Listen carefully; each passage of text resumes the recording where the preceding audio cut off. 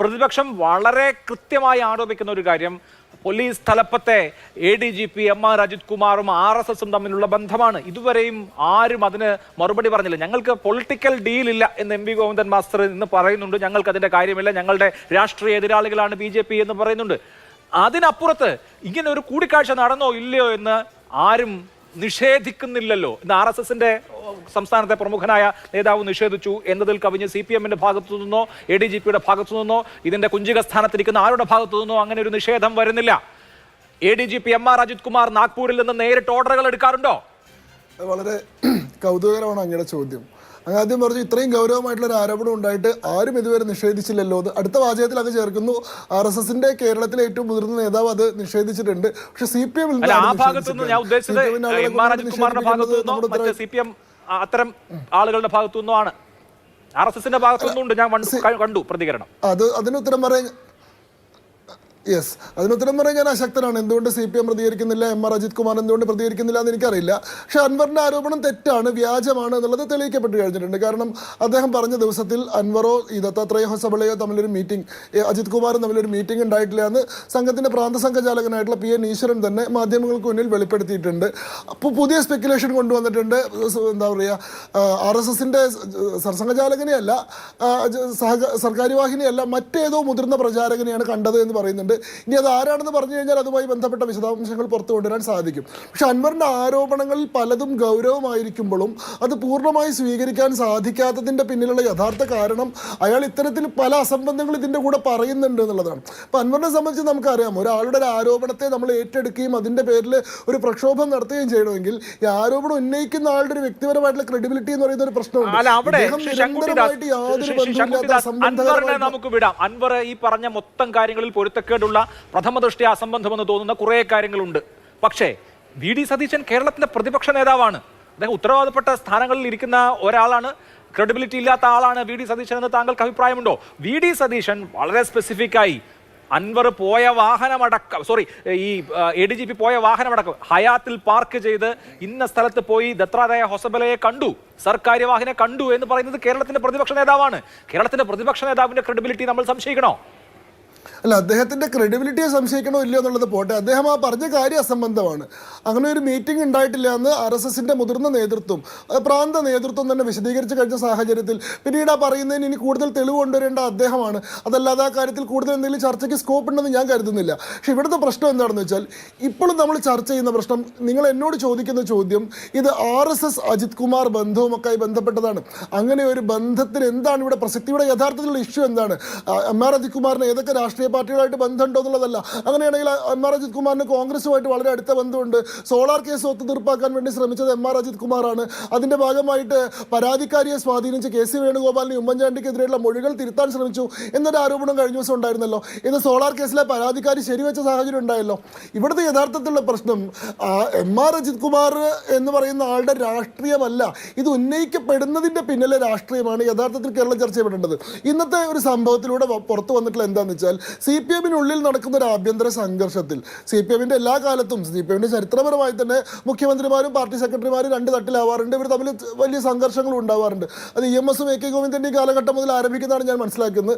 VS അച്യുതാനന്ദനും Pinarayi വിജയനും party secretary മുഖ്യമന്ത്രിയായിരുന്ന സമയത്ത് അതിന്റെ ഏറ്റവും രൂക്ഷമായിട്ടുള്ള ഭാവത്തിലെത്തിയിരുന്നു. എന്നാൽ അതിനുശേഷം പിണറായി വിജയൻ മുഖ്യമന്ത്രിയായി വന്നതിന് ശേഷം മുഖ്യമന്ത്രി പാർട്ടിയിൽ ഒരു സമ്പൂർണ്ണാധിപത്യം സ്ഥാപിക്കുന്ന ഒരു പ്രവണത നമ്മൾ കണ്ടു. പാർട്ടി സെക്രട്ടറി അദ്ദേഹത്തിന്റെ വളരെ ലോയൽ ആയിട്ടുള്ള ഒരാളെ മാത്രമായി മാറി നിൽക്കുന്ന ഒരു കാഴ്ച കോടിയേരി ബാലകൃഷ്ണന്റെ കാലഘട്ടത്തിൽ. ഒരുപക്ഷെ MV ഗോവിന്ദൻ വന്നു കഴിഞ്ഞപ്പോൾ ഈ ഒരു പവർ സ്ട്രക്ചറിന് ഒരു മാറ്റം ഉണ്ടാവും. ഒരുപക്ഷെ വളരെ ശക്തനായിട്ടുള്ള ഒരു പാർട്ടി സെക്രട്ടറി വീണ്ടും വരികയാണ്, മുഖ്യമന്ത്രി. പക്ഷേ എനിക്കതിൽ ശ്രീ ശങ്കു താങ്കളോട് ചോദിക്കാനുള്ള ചോദ്യം, PV അൻവർ ആരോപിച്ച രണ്ട് കാര്യങ്ങൾ. ഒന്ന്, ഒരു ഓൺലൈൻ പോർട്ടലുമായി ബന്ധപ്പെട്ട പരാതി പറയാൻ സുരേഷ് ഗോപിയെ, അന്ന് അദ്ദേഹം MPയോ മന്ത്രിയോ ഒന്നുമല്ല, സുരേഷ് ഗോപിയെ ഒരു കൂട്ടം ആളുകൾ, ഒരു മതസ്ഥാപനവുമായി ബന്ധപ്പെട്ട ആളുകൾ സമീപിക്കുന്നു. സുരേഷ് ഗോപി MR അജിത് കുമാറിനെ വിളിക്കുന്നു. അദ്ദേഹം ഫോൺ സ്പീക്കറിലിട്ടിട്ടാണ് വിളിക്കുന്നത്. സുരേഷ് ഗോപി വിളിക്കുമ്പോൾ ഈ ആൾ അപ്പുറത്ത് നിന്ന് MR അജിത് കുമാർ പറയുകയാണ്, ആ പരാതിയിലൊന്നും കാര്യമില്ല സാറേ, ഇവന്മാരൊക്കെ കമ്മികളായെന്ന്. ആ പറയുന്നത് ഈ പരാതി കൊടുക്കാൻ വന്ന ആളുകൾ സുരേഷ് ഗോപിയോട് പരാതി പറയാൻ വന്ന ആളുകൾ കേട്ടു എന്നുള്ളതാണ് അൻവറിന്റെ ഒരു ചാർജ്. രണ്ടാമത്തേത് തൃശൂർ പൂരം. കഴിഞ്ഞ തെരഞ്ഞെടുപ്പ് കാലത്ത് തൃശൂർ പൂരം ദുരൂഹ സാഹചര്യത്തിൽ കലക്കപ്പെടുന്നു. ഒരു IPS ഉദ്യോഗസ്ഥൻ അവിടെ രാവിലെ മുതൽ അഴിഞ്ഞാടുന്നു. അങ്ങനെ തൃശൂർ പൂരത്തിൽ മുമ്പില്ലാത്ത വിധത്തിലുള്ള കുഴപ്പമുണ്ടാകുന്നു. അതിന്റെ പൊളിറ്റിക്കൽ അഡ്വാൻറ്റേജ് BJPക്ക് കിട്ടുന്നു. ഇന്ന് അൻവറിനെ വിടൂ. ഇന്ന് VD സതീശൻ എന്ന കേരളത്തിന്റെ പ്രതിപക്ഷ നേതാവ് ആരോപിക്കുന്നു, മഠത്തിൽ വരവ് മുതൽ അങ്ങോട്ട് ഒരു IPS ഉദ്യോഗസ്ഥന്റെ നേതൃത്വത്തിൽ അഴിഞ്ഞാടി പോലീസ്. ആ സമയത്ത് ADGP MR അജിത് കുമാർ തൃശൂരിലുണ്ട്. മണിക്കൂറുകൾ കടന്നുപോയി, ഒരാളും അനങ്ങിയില്ല. ലോ ആൻഡ് ഓർഡറിന്റെ ചുമതലയുള്ള ADGP തൃശൂർ നഗരത്തിൽ ഉണ്ടായിട്ടും ഒന്നും ചെയ്തില്ല. പൂരം കലങ്ങി, അഡ്വാൻറ്റേജ് BJPക്ക് കിട്ടി. BJPയുടെ കുടയുടെ തണലിലാണ് CPM. ഇതാണ് പ്രതിപക്ഷത്തിന്റെ ആരോപണം. നോക്കൂ, അതിൽ പൂരം അലങ്കോലപ്പെടുത്താൻ CPM ശ്രമിച്ചു എന്നുള്ള കാര്യത്തിൽ ഞങ്ങൾക്ക് ആർക്കും യാതൊരു അഭിപ്രായ വ്യത്യാസമില്ല. ഇത്തവണ വളരെ ബോധപൂർവം തൃശ്ശൂർ പൂരം അലങ്കോലമാക്കാനും അതിൻ്റെ എല്ലാ വർഷത്തിലുള്ള വർണ്ണാഭമായിട്ടുള്ള സ്വഭാവത്തിന് കളങ്കം വരുത്താനുമുള്ള വളരെ ബോധപൂർവമായിട്ടുള്ള രാഷ്ട്രീയ പരിശ്രമം അവിടെ ഉണ്ടായിട്ടുണ്ട്. അതിൻ്റെ ഭാഗമായി മുൻ വർഷങ്ങളിൽ ഒന്നും ഇല്ലാത്തതുപോലെ കർശനമായിട്ടുള്ള നിയന്ത്രണങ്ങൾ ഏർപ്പെടുത്തുകയും ക്ഷേത്ര പൂജാരിമാരെ പോലും അകത്തേക്ക് കയറ്റി വിടാതിരിക്കുകയും ആനയ്ക്ക് പനമ്പട്ടയുമായിട്ട് വന്നിട്ടുള്ള പാപ്പാന്മാരെ വരെ അസഭ്യം പറയുകയും ചെയ്യുന്ന രീതിയിൽ അങ്കിത് അശോകൻ എന്ന പേരുള്ള IPS ഉദ്യോഗസ്ഥൻ അവിടെ തൃശ്ശൂർ പൂരത്തിനിടയിൽ കിടന്ന് കാട്ടിക്കൂട്ടിയ കാര്യങ്ങൾ നമ്മൾ എല്ലാവരും കണ്ടതാണ്. ഈ വിഷയവുമായി ബന്ധപ്പെട്ട് ഏറ്റവും ആദ്യം ആരോപണം ഉന്നയിച്ചതും ഈ അങ്കിത് അശോകനെ മാറ്റണമെന്ന് ആവശ്യപ്പെട്ടതും BJP ആണ്. അവിടെ BJPയുമായിട്ടുള്ള എന്തെങ്കിലും അന്തർധാരയുടെ ഭാഗമായിട്ടല്ല, ഇത് CPMന്റെ ഒരു നയത്തിന്റെ ഭാഗമായിട്ടാണ്. ശബരിമലയിലെ ആചാരങ്ങൾ അട്ടിമറിക്കാൻ BJPയുമായിട്ടുള്ള അന്തർധാരയുടെ ഭാഗമായിട്ടാണ്.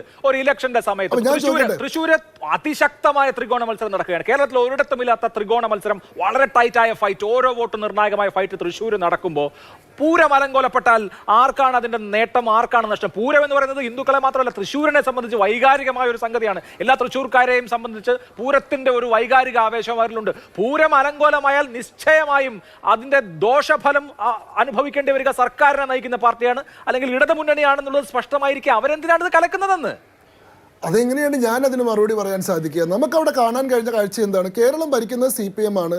മുഖ്യമന്ത്രിയുടെ കയ്യിലാണ് ആഭ്യന്തര വകുപ്പ്.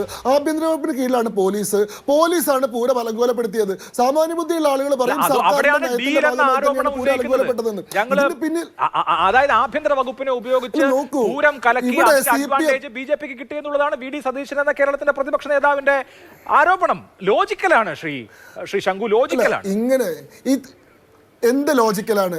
എന്ത് രാഷ്ട്രീയ പ്രതിസന്ധി ഉണ്ടായാലും അതിൻ്റെ ഗുണഭോക്താവ് ആരായി മാറി എന്നതിനെ നോക്കിയിട്ട് ഇത് നടത്തിയാലും ഇതിൻ്റെ ഗുണഭോക്താവും തമ്മിൽ ഡീൽ ഉണ്ടെന്ന് പറഞ്ഞാൽ, ഞാൻ ചോദിക്കട്ടെ, കഴിഞ്ഞ ദിവസം യൂത്ത് കോൺഗ്രസിൻ്റെ സെക്രട്ടേറിയറ്റ് മാർച്ചിൽ സംഘർഷം ഉണ്ടായി, പോലീസ് ലാത്തിചാർജ് നടത്തി, യൂത്ത് കോൺഗ്രസിൻ്റെ കുറേ നേതാക്കന്മാർക്ക് പരിക്കേറ്റു. സ്വാഭാവികമായിട്ട് സമൂഹത്തിൻ്റെ സഹതാപം, പിന്തുണ, അനുതാപം അവർക്ക് കിട്ടും. അപ്പോൾ അവർക്ക് അനുകൂലമായിട്ട് മനഃപൂർവ്വം CPMഉം ഇപ്പൊ ഇലക്ഷൻ ഏത് സമയത്തും പാലക്കാട്, വയനാട് ആ സംഭവത്തിന് ശേഷം വളരെ പോലും ഉണ്ടായിരുന്നില്ല. ഇലക്ഷന്റെ 11ാം മണിക്കൂറിലാണ് ഈ സംഭവം ഉണ്ടായത്. നോക്കൂ, അല്ല, നിങ്ങൾ പറയുന്ന കേട്ടാ തോന്നും അവിടെ കോൺഗ്രസിനോട് മാത്രം മത്സരിച്ചിട്ടാണ് BJP ജയിച്ചതെന്ന്. അവിടെ BJP ഏറ്റവും പ്രധാനമായിട്ട് മത്സരിച്ചത് CPIയുടെ VS സുനിൽകുമാറുമായി ബന്ധപ്പെട്ടിട്ടാണ്. VS സുനിൽകുമാറാണ് 2ാം സ്ഥാനത്ത് വന്നിട്ടുള്ള ആള്. അങ്ങനെ ഞങ്ങൾ മത്സരം കാഴ്ചവെക്കുന്ന സമയത്ത് എന്തിനാണ് CPM ഞങ്ങളെ സഹായിക്കാൻ വേണ്ടി പൂരം അലങ്കോലപ്പെടുത്തുന്നത്? അതൊരു പൊളിറ്റിക്കലായിട്ടുള്ള ഡിസിഷൻ ഒന്നുമല്ല. അത് ഇവിടുത്തെ പോലീസിന്റെ അഴിഞ്ഞാട്ടത്തിന്റെ ഭാഗമായി നടന്നാണ്. ആഭ്യന്തര വകുപ്പിന്റെ പിടിപ്പേടിന്റെ ഭാഗമാണ്. സർക്കാർ പിന്തുടർന്ന് വന്നിരുന്ന ഒരു നയത്തിന്റെ തുടർച്ചയിലാണ് അത് സംഭവിച്ചത്. അത് തൃശ്ശൂരിൽ മാത്രമല്ല സംഭവിച്ചിട്ടുള്ളത്. കേരളത്തിലെ ധാരാളം ആരാധനാലയങ്ങളിലെ ഉത്സവങ്ങളുമായി ബന്ധപ്പെട്ട് സമാനമായിട്ടുള്ള സംഭവം ഉണ്ടായിട്ടുണ്ട്. ഇവിടെ നിങ്ങൾ ചോദിക്കുന്നത് ADGP അജിത് കുമാർ അവിടെ ഉണ്ടായിരുന്നു, അദ്ദേഹം അവിടെ ഉണ്ടായിരുന്നു എന്നുള്ളത് തന്നെയാണ് അതിന്റെ കൂടുതൽ ഗൗരവം ഉണ്ടാക്കുന്ന സംഭവം. ഇതേപോലെ തന്നെ CPMന്റെ മുതിർന്ന നേതാക്കന്മാരൊക്കെ അവിടെ ഉണ്ടായിരുന്നില്ലേ? CPIയുടെ നേതാവല്ലേ, മന്ത്രിസഭയിലെ 2ാം സ്ഥാനത്തുള്ള ആള്, റവന്യൂ മന്ത്രി, അദ്ദേഹം അന്ന് ജില്ലയിൽ ഉണ്ടായിരുന്നില്ലേ? ഈ പറയുന്ന ഇടതുപക്ഷത്തിന്റെ സ്ഥാനാർത്ഥിയായിട്ടുള്ള VS സുനിൽകുമാർ അവിടെ ഉണ്ടായിരുന്നില്ലേ? അദ്ദേഹത്തിന് അറിയുമായിരുന്നില്ല ഇത് തനിക്ക് ഡാമേജ് ഉണ്ടാക്കുന്നു? അപ്പോൾ ഇവരാരും ഇതിനെ ഇത്ര ഗൗരവമായി കണ്ടില്ല. അതല്ലെങ്കിൽ ഈ പൂരം അലങ്കോലപ്പെടുന്നതുമായി ബന്ധപ്പെട്ടുണ്ടാവുന്നൊരു തിരിച്ചടി ഇവർ ഒരിക്കലും ഭയന്നിട്ടില്ല. അങ്ങനെ സംഘടിക്കാനും മറുപടി പറയാനും ശേഷിയുള്ള ഒരു വിഭാഗമായിട്ട് ഈ പൂരാസ്വാദകരായിട്ടുള്ള ആൾക്കാർ ഇവർ കണക്കാക്കിയിട്ടുമില്ല. ഇവരുടെ ഇത്തരത്തിലുള്ള തെറ്റിദ്ധാരണകളെ മുഴുവൻ ഉചിതമായിട്ടുള്ള മറുപടി കൊടുത്തുകൊണ്ടുള്ള ജനവിധി ഉണ്ടായപ്പോൾ ഇപ്പോഴാണ് ഒരുപാട് ആരോപണങ്ങളാണ്. ഇതിന്റെ ഒന്ന് വസ്തുത നമുക്ക് തീർത്ത് പറയാൻ പറ്റില്ല.